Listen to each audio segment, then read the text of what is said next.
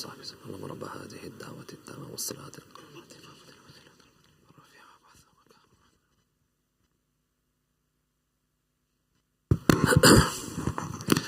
إن الحمد لله نحمده ونستعينه ونستغفره ونعوذ بالله من شرور أنفسنا ومن سيئات أعمالنا من يهده الله فلا مضل له ومن يضلل فلا هادي له أشهد أن لا إله إلا الله وحده لا شريك له وأشهد أن محمدا عبده ورسوله صلى الله عليه وعلى آله وأصحابه الذين كانوا يهدون بالحق وبه يعدلون وسلم تسليما كثيرا إلى يوم يبعثون يا أيها الذين آمنوا اتقوا الله حق تقاته ولا تموتن إلا وأنتم مسلمون يا أيها الناس اتقوا ربكم الذي خلقكم من نفس واحدة وخلق منها زوجها وبث منهما رجالا كثيرا ونساء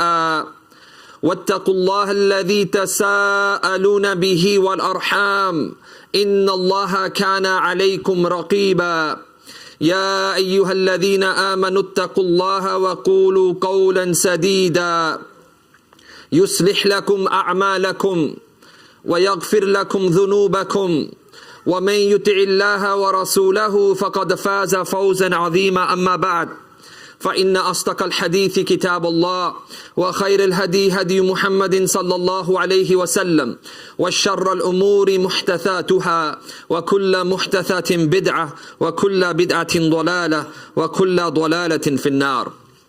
Dear respected brothers, all praise is to Allah subhanahu wa ta'ala who has granted us the tawfiq and the ability to be here again, to be able to witness the blessed month of Ramadan 2024, especially the first blessed Jumu'ah in the month of Ramadan. And we want to take this opportunity to pause and reflect and think about those people who were here last year, who were amongst us, amongst this congregation at IslamBradford, who also participated in Ramadan 2023, but who are now not able to participate in this blessed month. And wallahi, this is the theme that I want to take throughout this khutbah. The theme which is that imagine that this is your last Ramadan. Imagine that you will be from those statistics of those people who may not be able to see Ramadan 2025. How will you change your mindset? Is this Ramadan going to be the same Ramadan that you go through like every year? Or is this Ramadan going to be unique? The blessed month where our Nabi sallallahu alayhi wasallam said, إِذَا دَخَلَ Ramadan, when the month of Ramadan comes, فُتِحَتْ أَبْوَابُ السَّمَاءِ, the gates of Jannah open, وَغُلِّقَتْ أَبْوَابُ Jahannam, the gates of Jahannam close, وَسُلْسِلَةِ الشَّيَاطِينَ, and the devils and the shayateen are chained up. This is the month of rahmah and mercy, and you can almost taste, you can almost absorb yourself in this spiritual energy that consumes all of us in this blessed month of Ramadan. You can feel the vibe in the masajid throughout the month, in this blessed month of Ramadan. So what is the main objective? كُتِبَ عَلَيْكُمُ الصِّيَامِ كَمَا كُتِبَ عَلَى الَّذِينَ مِنْ قَبْلِكُمْ. Allah subhanahu wa ta'ala mentioned in the Quran that fasting has been prescribed upon you like it was prescribed upon those nations before. Why? What is the main reason? لَعَلَّكُمْ تَتَّقُونَ, so that you can develop God consciousness, that you can become more cognizant of Allah subhanahu wa ta'ala. You can leave the month of Ramadan better than you entered the month of Ramadan. So this is a very important point that we need to understand. That it's not just about abstaining from food and water, it's about developing taqwa. And our Nabi sallallahu alayhi wasallam mentioned that this central organ in the body where taqwa should originate from. He sallallahu alayhi wasallam said, at-taqwa ha-huna, at-taqwa ha-huna, at-taqwa ha-huna. Yushiru ila sadrihi thalatha marrat. He pointed to his heart 3 times and he said, taqwa is here. It originates and emanates from the heart. This is the king limb of the body, the king organ of the body. In another narration, our Nabi sallallahu alayhi wasallam said, "Innal fil jasadi mudghatan." There is one lump of flesh in the body. If this is sound, إِذَا صَلَحَتْ صَلَحَ الْجَسَدَ كُلَّهُ. If this is sound, the entire body is sound. If the heart is corrupt, or if this morsel of flesh is corrupt, then the entire body is corrupt. And then our Nabi sallallahu alayhi wasallam finished the hadith by mentioning this particular organ, and he said, وَهِيَ الْقَلْبِ. It is the heart. So this is the main point we need to begin the khutbah with. That it's not about abstaining from food and water. It's not a Weight Watchers competition. Allah doesn't want to know how many calories you've lost. Even though nowadays we don't lose calories, we put on calories. If you look at the amount of iftars that we have consumed these days. Rather, it's about tazkiyatun nafs. It's about purification of the internal, not the external. And this is what we are going to look at. I want to begin firstly, my brothers, by telling you something very important. Because I love for you all what I love for myself. And it's important, even though this is the month where everyone comes out, and the hats come out of the closet, and the thobes come out of the closet, and everyone comes for Taraweeh, and everyone enjoys themselves. But sad it is to say that the same way that the hats come out of the closet and the wardrobes, and the thobes come out of the closets and the wardrobes, for the next 11 months they are neatly packed away and they are placed back into the wardrobe. We need to understand that the obligation of prayer is more important than the obligation of fasting.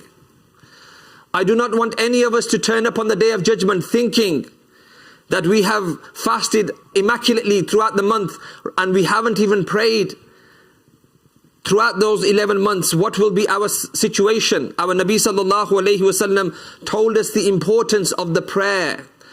And he said, from all the deeds that you will do on the earth, the first one that you will be held to account for.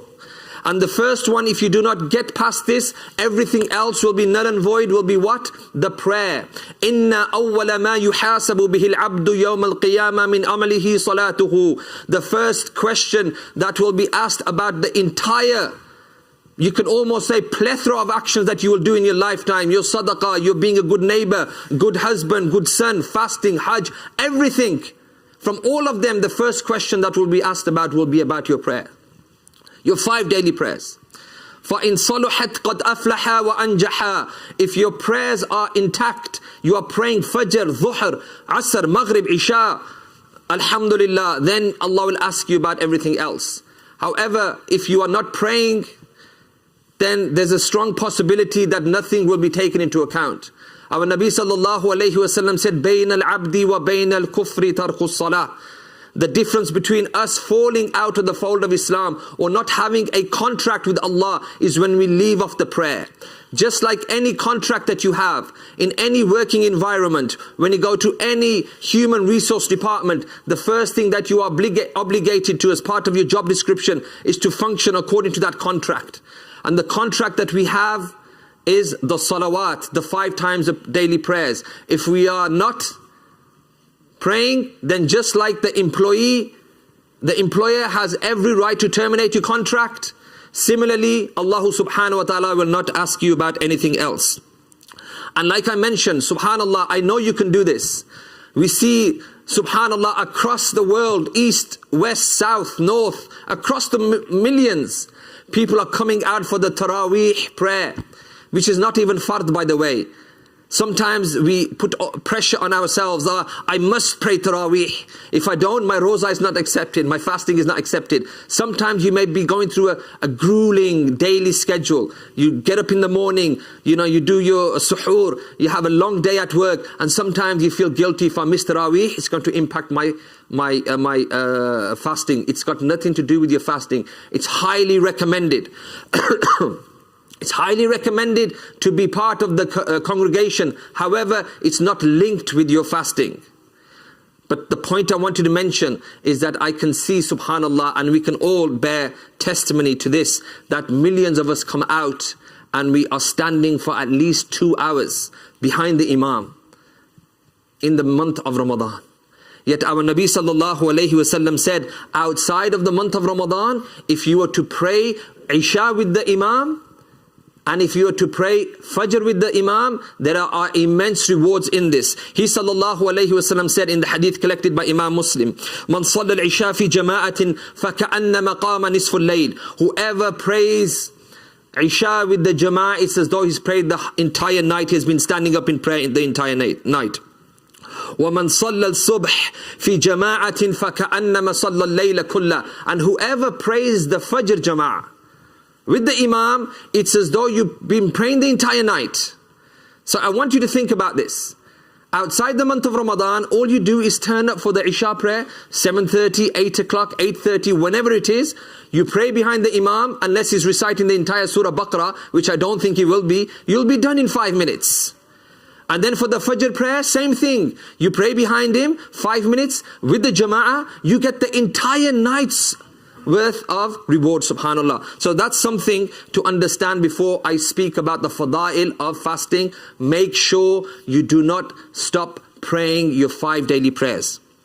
Now, this concept of fasting, such is the reward. Our Nabi sallallahu alayhi wasallam said in the hadith Qudsi, Allah subhanahu wa ta'ala says, Kullu amni ibn Adam lahu illa as-sayama fa innahu li wa ana ajzi bih. That all of the actions are for the son of Adam, they will be rewarded accordingly.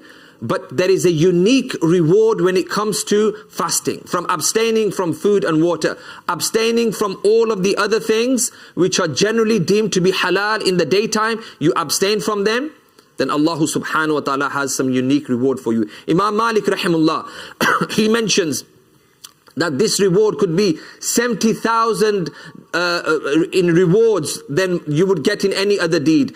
Our respected scholar Sheikh Salih Al-Fawzan Hafidhullah, he mentions, and this is his opinion, that such is the reward of the fasting one that Allah is alluding to here, that on the day of judgment, and may Allah protect us all, may Allah protect us all, that there may come a time, because we have violated other people's rights, that we may come with mountains of good deeds, and then somebody will come and say, Ya Allah, he did this to me on that day. I want to take his deeds. Ya Allah, he did this to me on that day. Everything we will see, and may Allah protect us, will be started to reduce and minimize. Yet the only thing that will be ring-fenced and safeguarded will be your fasting. Nobody will be able to take the reward of your fasting. This is the opinion of Sheikh Salih Al-Fawzan. So, another thing, how can we make the fasting, the whole day, amazing for us? Because sometimes our mood levels fluctuate, don't they? Yes? You know, we don't eat the right suhoor, we're ratty, we get angry, there's lots of things happening. Our Nabi sallallahu alayhi wasallam told us the best way to start the day, and that is to have some suhoor. Don't just wake up in the morning 5 minutes and think, oh, there's only 5 minutes left, let me just brush my teeth and just go throughout the whole day on an empty stomach.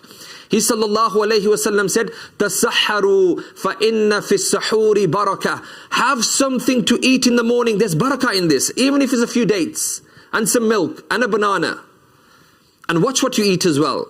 Don't eat those things that give you a sugar rush and 2 or 3 hours later you come crashing down at 11 a.m., 10 a.m. Make sure you make those wise choices. Have those complex carbohydrates that give you that steady flow of energy throughout the day. Don't consume the parathas that will make you thirsty around 11 or 12 o'clock. Be wise in what you do. And that is why our Nabi sallallahu alayhi wasallam said, have barakah. Have something good, some organic shakes or something that will give you a steady flow of complex carbohydrates throughout the day, and it avoids that sugar crash. And another thing is, when you are fasting, remember what I mentioned about this taqwa. It's about having patience. So yes, you are the most amazing person who can control your desires when it comes to food and water. But when it comes to altercations, you're driving, somebody cuts up in front of you, and you're already on an empty stomach, you want to fight, you want to become the Hulk. And this is exactly the concept of لَعَلَّكُمْ تَتَّقُونَ, that you abstain from that desire of getting angry. You repel and suppress that negative emotion about getting angry. And this is why our Nabi sallallahu alayhi wasallam said, وَالصِّيَامُ جُنَّةٌ. Fasting is like a shield. وَإِذَا كَانَ يَوْمُ صَوْمِ أَحَدِكُمْ فَلَا يَرْفُثْ وَلَا يَصْخَبْ. And that is why when one of you is fasting, make sure you don't indulge yourself in foul speech and quarreling. And Unfortunately, I don't know how it is in Bradford, but generally in Birmingham it's the opposite. The first week, it's all mayhem. Everyone's fighting. There's stabbings that took place 4 or 5 years ago. I don't know if you remember. There were youngsters who were killed. There were gang wars. All of these people were fasting. See, this is the important thing. If you don't understand the true nature, why you are fasting, you think it's all about Allah is going to be happy because I'm turning up in my thobe for Taraweeh and I'm having a burger later on with my friends and I'm abstaining from food and water. That's not it. It's about internalizing that and conditioning your spirituality as well, and not to get involved in fighting. That is why in another narration our Nabi sallallahu alayhi wasallam said, "Man lam yada' qawla az-zuri wal 'amala bih, falaysa lillahi hajatun an yada' ta'amahu wa sharabahu." That whoever does not abstain from quarreling or evil speech, Allah is not in need of you abstaining from food and water. Like I mentioned, it's not a dieting competition. I ask Allah subhanahu wa ta'ala to make it easy for us and to really maximize the benefit of this blessed month of Ramadan. What are some of the other things that you can do, inshallah? I will allude to these in the second part of the khutbah. أقول قولي هذا واستغفر الله لي ولكم ولسائر المسلمين فاستغفروه إنه هو الغفور الرحيم. استغفر الله استغفر الله استغفر